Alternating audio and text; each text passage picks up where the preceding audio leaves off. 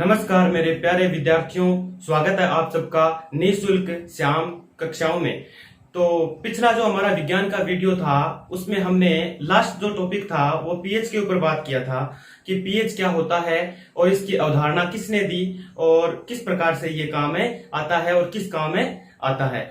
तो अगला आज का जो हमारा टॉपिक है वो है दैनिक जीवन में पीएच का महत्व है। आज ये हमारी विज्ञान की चौथी क्लास है। हमारा जो अध्याय दूसरा यानी कि अम्ल, क्षारक तथा लवण जो चल रहा था उसी को आगे बढ़ाते हुए आज का जो टॉपिक है हमारा वो है दैनिक जीवन में पीएच का महत्व है। तो दैनिक जीवन में मित्रों पीएच का क्या महत्व होता है इसके बारे में चर्चा करते हैं। जो दैनिक जीवन के अंदर जैसे कि हम देखें, जैसे हमारा शरीर है तो उसका भी पीएच मान होता है, वो भी एक निश्चित पीएच के ऊपर कार्य करता है हमारा जो शरीर होता है। और इसके अलावा और भी देखें, जैसे बरसात होती है, आपकी वर्षा होती है, तो बरसात जो होती है उसके जल का पीएच यदि 5.5 से कम हो जाए, उसके जल का, उस वर्षा का जो पीएच है वर्षा के जल का, यदि उसका पीएच मान 5.5 से कम हो जाए तो उस वर्षा को अम्लीय वर्षा के नाम से जाना जाता है। उसे क्या कहते हैं? अम्लीय वर्षा कहते हैं। और वही जल यदि नदियों में प्रवाहित कर दिया जाता है, या नदियों में तो प्रवाहित होगा, जब बरसात होगी तो नदियों में प्रवाहित होना निश्चित है।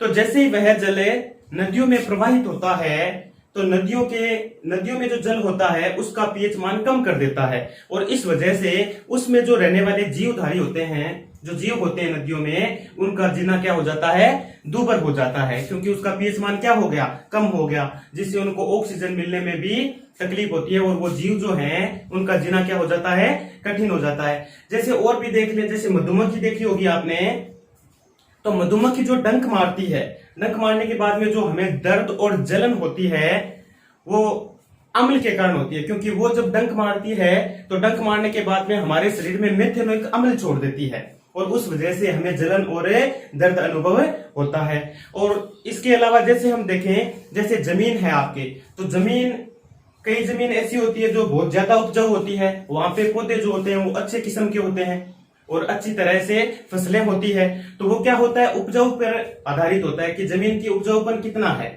तो उसका जमीन का पीएच भी निर्भर करता है। मतलब जमीन का पीएच भी एक ऐसा, मतलब एक स्टेबल होना चाहिए जिससे वहां पे पौधे उपज सकें। तो जीवन जो है हमारा जीवन, दैनिक जीवन, उसमें पीएच का बहुत अत्यधिक महत्व है। तो दैनिक जीवन में पीएच के महत्व में पहली बात यदि हम देखें तो नंबर 1,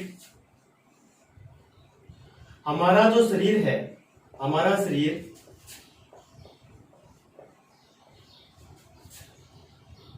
7.0 से 7.8 पीएच परस्पर कार्य करता है, परस्पर कार्य करता है, यानी इतना पीएच होता है अपना शरीर का, होता है या कार्य करता है, कार्य करता है।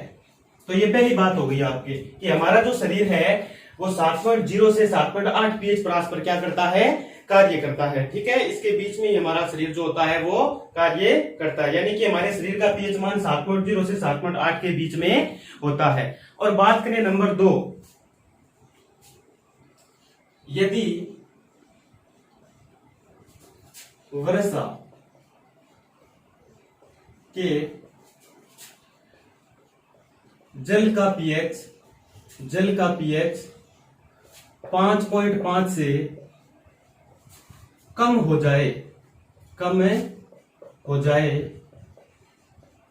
तो यदि बरसात जो हो रही है आपके, उस बरसात के जल का पीएच मान 5.5 से कम हो जाए तो उसे क्या कहते हैं? हम अम्लीय वर्षा कहते हैं। तो उसे अम्लीय वर्षा कहा जाता है। ठीक है, तो उस वर्षा को क्या कहते हैं? हम अम्लीय वर्षा कहते हैं। और ये अम्लीय वर्षा, यही अम्लीय जो वर्षा होती है, यही जल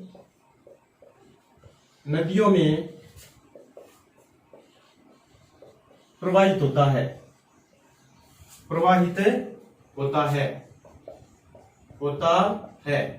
जिससे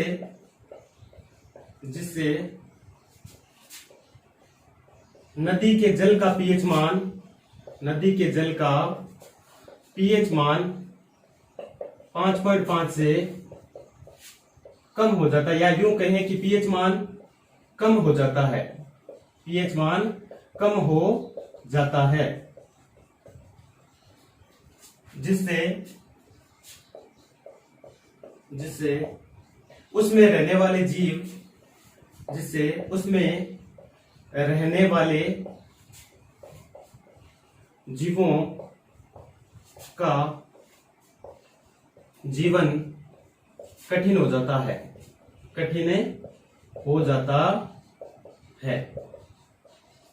तो ये हमने दो बातें कर ली अब तक है कि दैनिक जीवन में हमारे पीएच का क्या महत्व है। तो हमारा जो शरीर है वो तो 7.8 से 7.0 से 7.8 पीएच के मान के बीच में कार्य करता है, और यदि वर्षा के जल का पीएच मान 5.5 से कम हो जाए तो उसे अम्लीय वर्षा कहा जाता है। और यही नदियों में यदि प्रवाहित होता है जल, तो जिससे नदी के जल का पीएच मान कम हो जाता है, क्योंकि ये जो अम्लीय वर्षा होगी, अम्लीय वर्षा का जो जल होगा वो जैसे ही नदियों में मिलेगा तो नदियों का जो पीएच मान, नदियों के जल का जो पीएच मान है वो कम कर देगा, जिससे उसमें रहने वाले जो जीव हैं उनका जीना क्या हो जाता है, कठिन हो जाता है। तो ये आपको ध्यान में रखना है। और नंबर 3, मधुमक्खी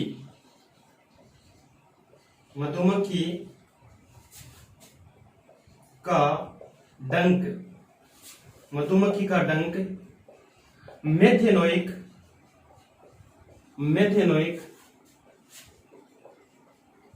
अम्ल छोड़ता है, जिससे हमें जलन तथा दर्द महसूस होता है, या दर्द का अनुभव होता है। तो ये तीसरी बात हो गई कि जो मधुमक्खी आपके वो यदि काट लेती है तो वो क्या करती है कि एक मेथेनोइक अम्ल जो है वो हमारे शरीर में छोड़ देती है, जिससे हमें जलन तथा दर्द का अनुभव होता है। इसी जलन और दर्द को कम करने के लिए हम क्या करते हैं, एंटीएसिड जैसे क्षारक जो होते हैं, दुर्बल क्षारक है, उनका उपयोग करते हैं, और उनसे इससे निजात पाई जा सकती है। तो ये आपके बातें हो गई, 3 बातें हमने कर ली है अब तक। और नंबर 4, बात करें पौधों की, तो जो अच्छी उपज हेतु जो पौधे होते हैं उनकी एक विशिष्ट पीएच की आवश्यकता होती है अच्छी उपज के लिए। मतलब पौधों की यदि अच्छी उपज चाहिए तो उसके लिए एक विशिष्ट पीएच मान होना आवश्यक है। तो चौथी बात आपके पौधों की विशिष्ट, पौधों की उपज के लिए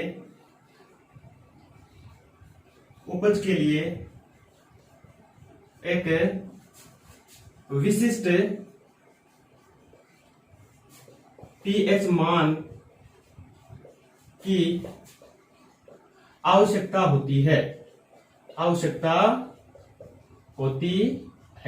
तो जो पौधे हैं आपके वो यदि उनकी अच्छी उपजाऊ यदि आपको देखनी है या मिलनी चाहिए तो वो पीएच पे निर्भर होता है। यदि उस जमीन का जो पीएच है, या उस जमीन का मतलब कहें कि ऐसे यूं कहें कि जो पीएच मान है वो क्या होना चाहिए, एक निश्चित और अच्छा होना चाहिए, जिसकी वजह से आपके पौधे जो हैं उनकी उपज क्या हो जाएगी, अच्छी हो जाएगी। तो ये हमने 4 बातें कर ली है अब तक। दैनिक जीवन में जो पीएच का महत्व है वो इस प्रकार से होता है। तो आप चाहें तो लिख सकते हैं या स्क्रीनशॉट ले लीजिए, मैं इसको मिटा देता हूं। मैंने आपको कहा था कि हम एक एक चीज को बारीकी से पढ़ने वाले हैं, ठीक है, एक एक चीज को बारीकी से पढ़ रहे हैं। और बारीकी से पढ़ने के साथ साथ मैंने आपको ये भी कहा था कि इनके नोट्स आप साथ में बनाते रहें, क्योंकि पूरा चैप्टर एक एक चीज में करवाने वाला हूं आपको। और अंत में जब जैसे ही पाठ पूरा हो जाएगा तो उसके बाद में जो आपके अभ्यास प्रश्न उत्तर हैं वो भी हम करने वाले हैं। तो आप ऐसा करें कि साथ साथ नोट्स को बनाते रहें, क्योंकि नोट्स बनाने के बाद मुझे नहीं लगता कि उन प्रश्नों में कोई दिक्कत होने वाली है आपको, क्योंकि उन प्रश्नों में कोई दिक्कत नहीं होगी, आराम से आप उन्हें अच्छे से कर सकते हैं। तो मैं इसको मिटा रहा हूं, आगे बढ़ते हैं हम।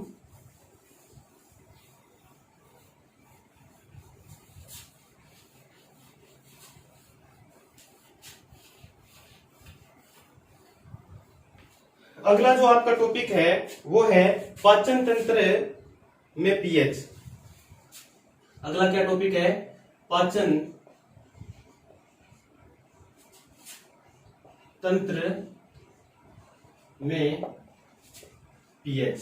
तो पाचन तंत्र में पीएच का क्या महत्व है वो हम पढ़ेंगे।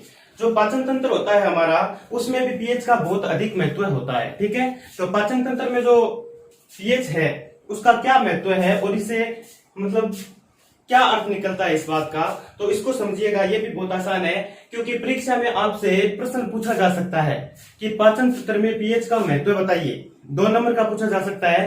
तो आपको करना क्या है, इसके बारे में आपको बताता हूं कि पाचन तंत्र में जो पीएच है उसका महत्व है। हमारा जो पेट होता है, जैसे हमारा जो उदर है, उदर बोले तो ये पेट की बात कर रहा हूं मैं। हमारा जो पेट है, हमारा जो उदर है, वो अत्यधिक मात्रा में हाइड्रोक्लोरिक अम्ल उत्पन्न करता है। शरीर के अंदर क्या करता है, हाइड्रोक्लोरिक अम्ल उत्पन्न करता है। और ये क्या करता है, ये जो अम्ल होता है HCl आपका हाइड्रोक्लोरिक अम्ल, ये हमारे पेट को यानी उदर को बिना हानि पहुंचाए और भोजन के पाचन में सहायक होता है। ये क्या करता है, भोजन का पाचन करता है और हानि नहीं पहुंचाता बिल्कुल भी हमारे शरीर को, और भोजन का पाचन कर देता है। लेकिन कभी कभी क्या होता है, भोजन पचता नहीं है अपच की स्थिति में, यानी भोजन अपच की स्थिति में बहुत अधिक मात्रा में जब अम्ल उत्पन्न हो जाता है तो हमारे शरीर में हमारा जो पेट जो है, उदर जो है, वो दर्द करने लगता है और उसमें जलन का अनुभव होता है। और उस जलन और दर्द से निजात पाने के लिए हम एंटासिड यानी दुर्बल क्षारक जो होते हैं, जैसे मिल्क ऑफ मैग्नीशिया है, ऐसे दुर्बल क्षारकों का उपयोग करते हैं, जिससे हमें उस पेट दर्द से निजात मिल सकती है। तो ये होता है आपके पाचन तंत्र में पीएच का महत्व है। तो चलिए मेरे साथ साथ लिख लीजिएगा आप भी। हमारा शरीर HCl यानी हाइड्रोक्लोरिक अम्ल उत्पन्न करता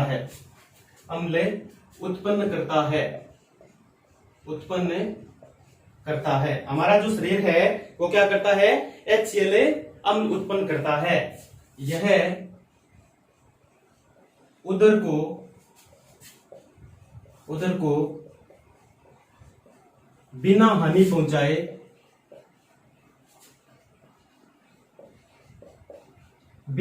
पहुंचाए भोजन को पचाने में सहायक होता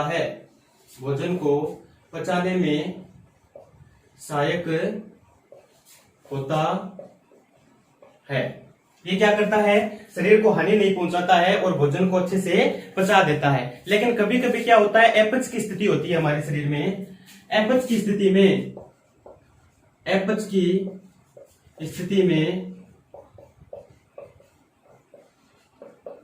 जब अम्ल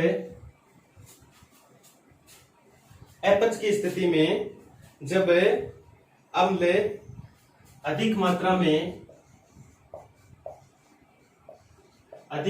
में उत्पन्न होता है तो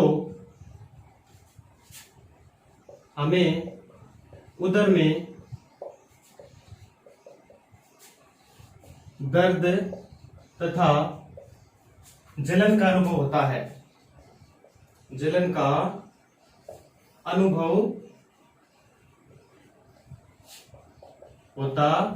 है।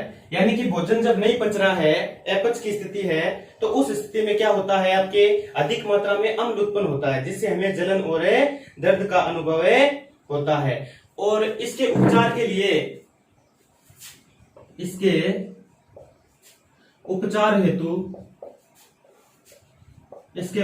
हेतु एंटासिड जैसे दुर्बल क्षारकों का उपयोग किया जाता है। और इसके लिए हम क्या करते हैं, एंटासिड जैसे क्षारक होते हैं उनको हम दवाई के रूप में लेते हैं और इनका उपयोग करते हैं क्षारकों का। तो ये क्षारक क्या करते हैं, ये अम्ल की बहुत सी मात्रा को उदासीन कर देते हैं, जिससे हमारा पेट क्या हो जाता है, ठीक हो जाता है। ठीक है, ये अधिक मात्रा में क्या करते हैं, अम्ल को क्या कर देते हैं, उदासीन कर देते हैं, जिससे हमारा क्या हो जाता है, पेट ठीक हो जाता है। ये अम्ल की मात्रा को उदासीन कर देते हैं, उदासीन कर देते हैं, जिससे हमें आराम मिलता है, आराम मिलता है। ठीक है, और इससे हमें क्या मिल जाता है, आराम मिल जाता है। और एंटासिड के रूप में, एंटासिड के रूप में MgOH का होल ट्वाइस, यानी कि इसको बोलते हैं आपके मैग्नीशियम हाइड्रोक्साइड, यानी कि milk of magnesia, milk of magnesia का उपयोग करते हैं, उपयोग करते हैं। तो ये हो गया आपके पाचन तंत्र में पीएच का महत्व है। तो इसको अच्छे से आपको याद रखना है मित्रों, क्योंकि परीक्षा की दृष्टि से बहुत ही महत्वपूर्ण भी है। क्योंकि परीक्षा में पूछा जाता है, आपके परीक्षा में ऐसा पूछा जाता है कि पाचन तंत्र में पीएच का क्या महत्व है, तो आपको अच्छे से इसको ध्यान में रखना है। ठीक है, अब हम आगे बढ़ते हैं। इसको मैं मिटा रहा हूं, चाहे तो आप स्क्रीनशॉट ले लीजिए। अगला आपका टॉपिक है दंतक्षय वाला। ठीक है, तो आराम से साथ साथ में बनाते रहिए, नोट्सों को बनाते रहिए, आपके नोट्स भी बन जाएंगे और अच्छे से तैयारी भी आपकी हो जाएगी।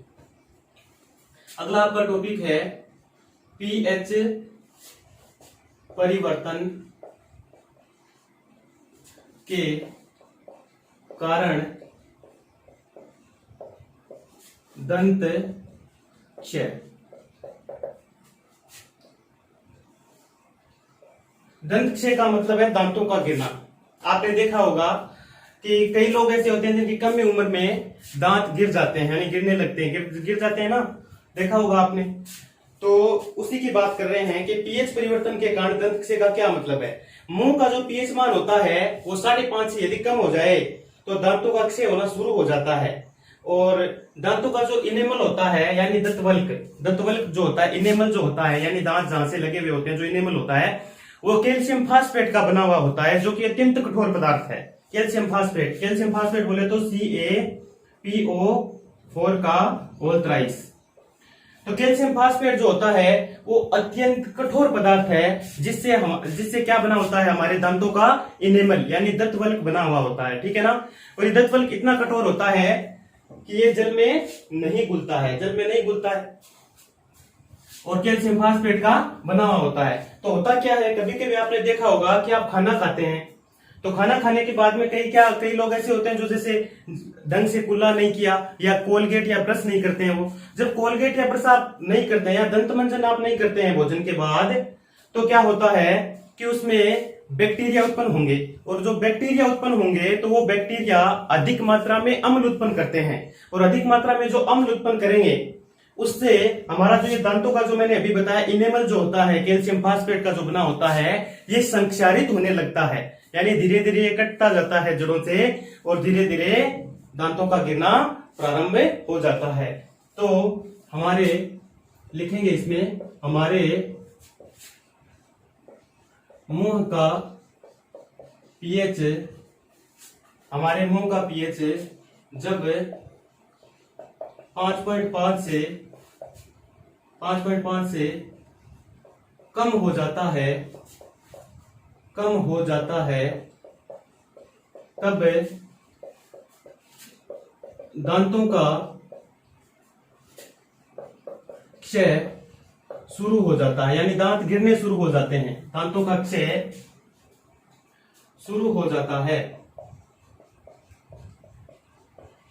तो यह बात आपकी समझ में आई होगी कि हमारे मुंह का जो पीएच मान है वो यदि 5.5 से कम हो जाए तो दांतों का क्षय क्या हो जाता है, शुरू हो जाता है। और दांतों का जो इनेमल होता है वो मैंने अभी बताया कैल्शियम फास्फेट का बना होता है, जो कि शरीर का सबसे कठोर पदार्थ है, और ये जल में घुलता है नहीं, तो मुंह का जो पीएच मान है वो 5.5 से कम होने पर ये संक्षारित होने लगता है, यानी कि ये धीरे धीरे संक्षारित होने लगता है और खराब होने लगता है, जिससे दांतों का गिरना शुरू हो जाता है।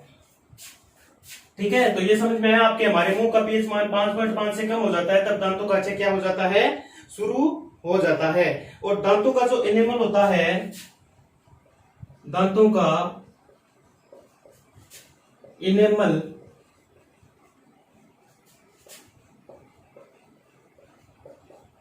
कैल्शियम फास्फेट का बना हुआ होता है, फास्फेट का बना होता है। अब एक नंबर में आपसे यह प्रश्न भी पूछा जा सकता है कि दांतों का एनेमल किससे बना हुआ होता है, तो आपको बताना है कि ये कैल्शियम फास्फेट यानी CaPO4 का होल थ्राइस, ठीक है, ये इसका सूत्र है, कैल्शियम फास्फेट का बना हुआ होता है। किसका बना होता है, कैल्शियम फास्फेट का बना हुआ होता है, जो कि सबसे शरीर का सबसे कठोर, शरीर का सबसे क्या है, कठोर पदार्थ है, क्योंकि कैल्शियम फास्फेट का बना है तो कठोर तो होगा ही, तो ये क्या है, सबसे कठोर पदार्थ है, होता है। यह जल में नहीं घुलता है। जब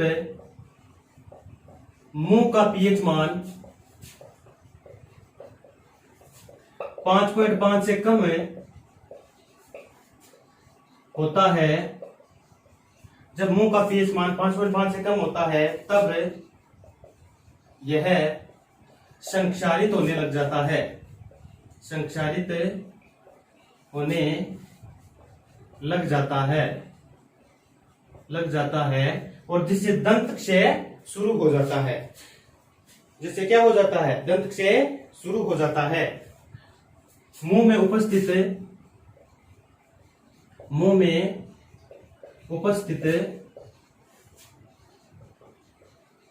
बैक्टीरिया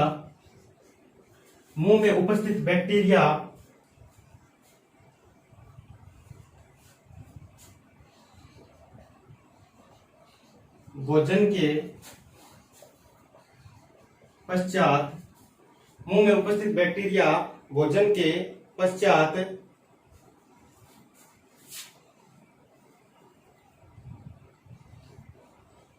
मुंह में अवशिष्ट शर्करा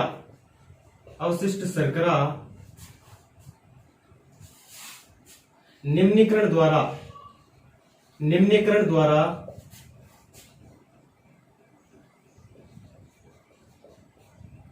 अधिक मात्रा में अम्ल उत्पन्न करते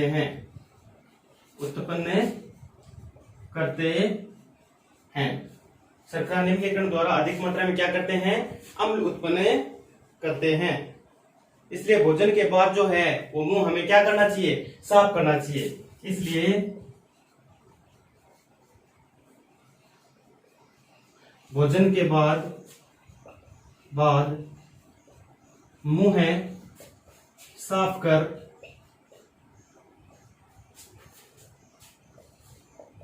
दंत मंजन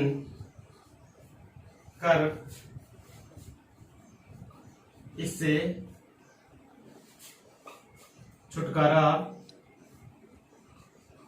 पाया जा सकता है। अब आप जब जैसे ही भोजन करते हैं, भोजन के बाद यदि मुंह को अच्छे से साफ करते हैं और दंत मंजन करते हैं तो आपकी क्या होता है कि ये जो अवशिष्ट जो अम्ल उत्पन्न होता है ना, ये क्या हो जाता है, उदासीन हो जाता है और आपका मुंह सुरक्षित हो जाता है, ठीक है। और आपका जो इनेमल है वो संसारित होने से बच जाता है, जिससे आपके दंत क्षय नहीं होता है, यानी कि दांतों का गिरना कम हो जाता है, दांत गिरेंगे नहीं फिर, ठीक है। तो इस प्रकार से ये पीएच परिवर्तन के कारण दंत क्षय था जो कि हमने पढ़ा। अब अगला टॉपिक है, उसकी ओर बढ़ते हैं। आप उतार लीजिए, आराम से इसको लिख लीजिए और एक एक चीज को बारीकी से समझते जाइए। तो मैं इसको मिटा रहा हूं और हम बढ़ते हैं आगे।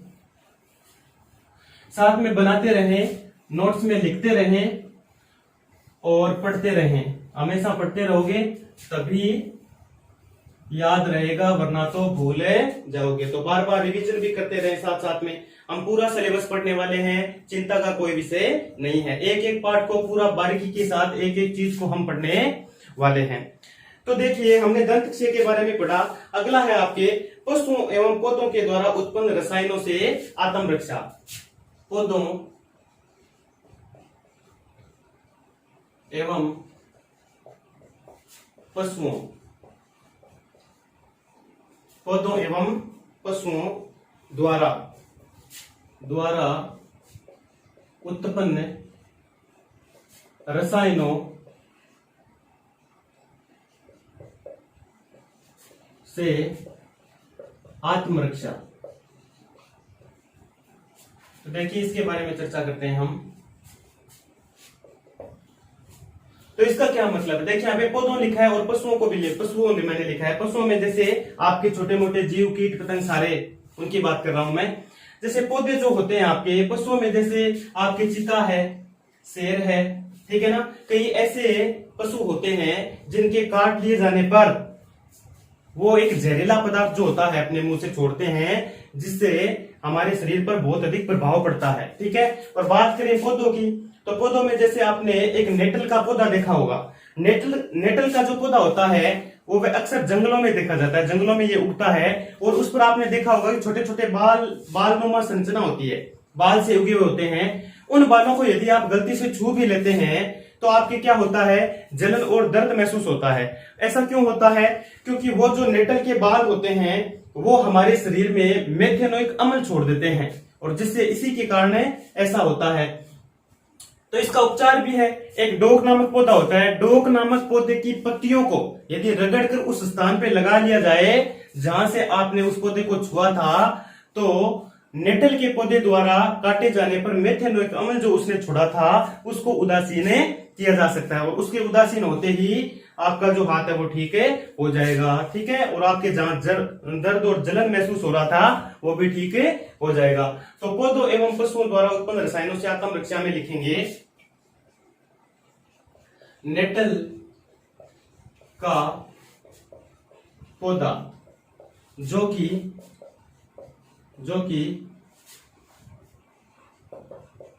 जंगलों में पाया जाता है, इस पर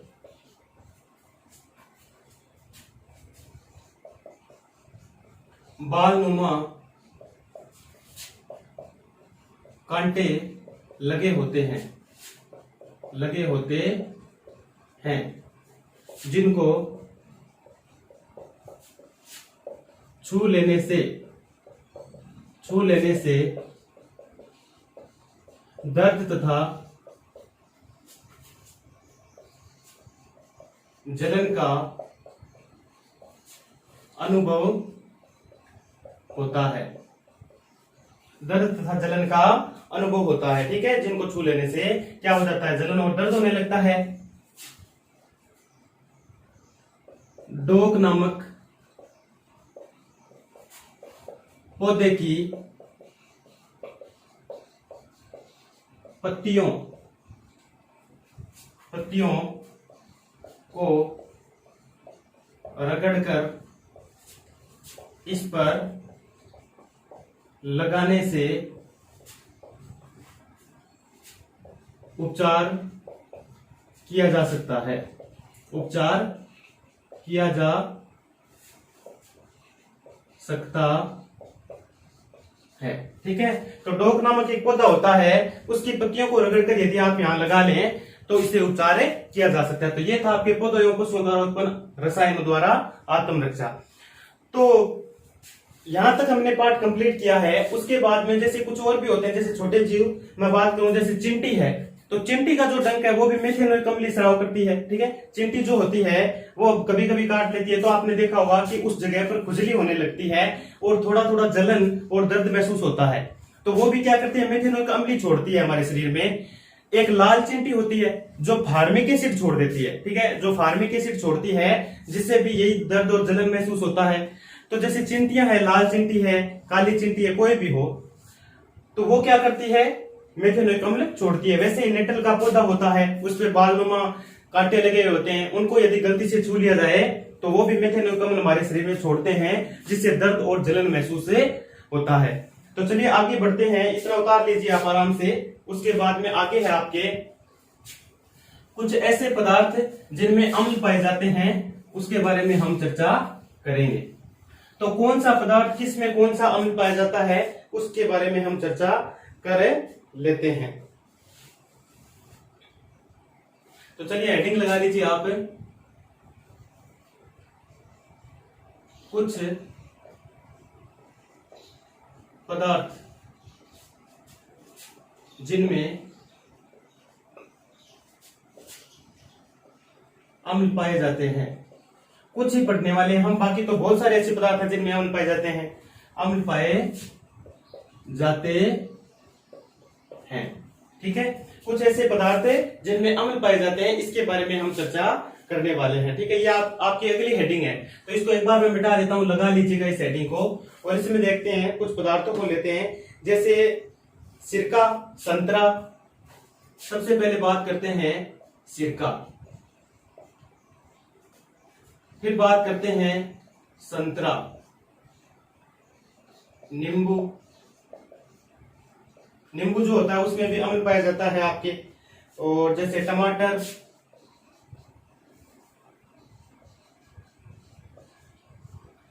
और टमाटर के अलावा जैसे दही है, चिंटी का डंक है, दही,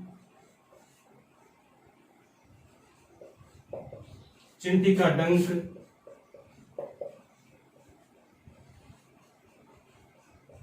लाल चिंटी का डंक,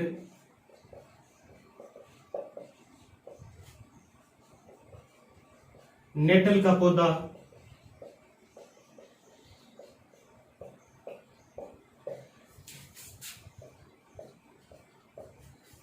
ठीक है। तो ये इतने पदार्थ हमने लिखे हैं, कोई और रह गया तो वो भी लिख लीजिएगा आप। जैसे एक और, जैसे इमली है,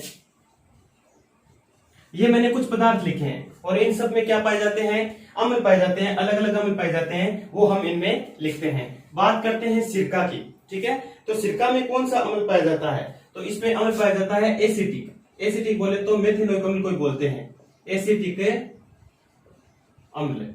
सूत्र याद करने की आवश्यकता नहीं है, क्योंकि सूत्रों की आवश्यकता आपके नहीं पड़ेगी, कोई नहीं पूछेगा। वैसे इसका सूत्र ये होता है CH3COOH, ठीक है, एसिटिक अम्ल। और जो संतरा होता है उसमें सिट्रिक एसिड पाया जाता है। क्या पाया जाता है, सिट्रिक अम्ल। और यही सिट्रिक अम्ल नींबू में भी पाया जाता है। कहां लिखा है नींबू, मैंने यहां पे लिखा है, इसी में यही है। संतरा और नींबू दोनों में कभी तो पास पास लिखे हैं कि इसमें सिट्रिक अम्ल पाया जाता है, इसमें भी क्या पाया जाता है, सिट्रिक अम्ल पाया जाता है। और टमाटर में ऑक्जेलिक अम्ल पाया जाता है। कौन सा अम्ल, ऑक्जेलिक अम्ल।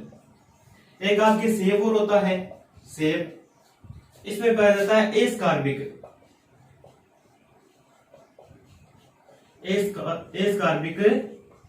अम्ल, इसमें एस्कार्बिक अम्ल पाया जाता है। बात करें दही में, तो दही में पाया जाता है लैक्टिक एसिड, लैक्टिक अम्ल। चिंटी का डंक, इसमें मेथेनोइक अम्ल।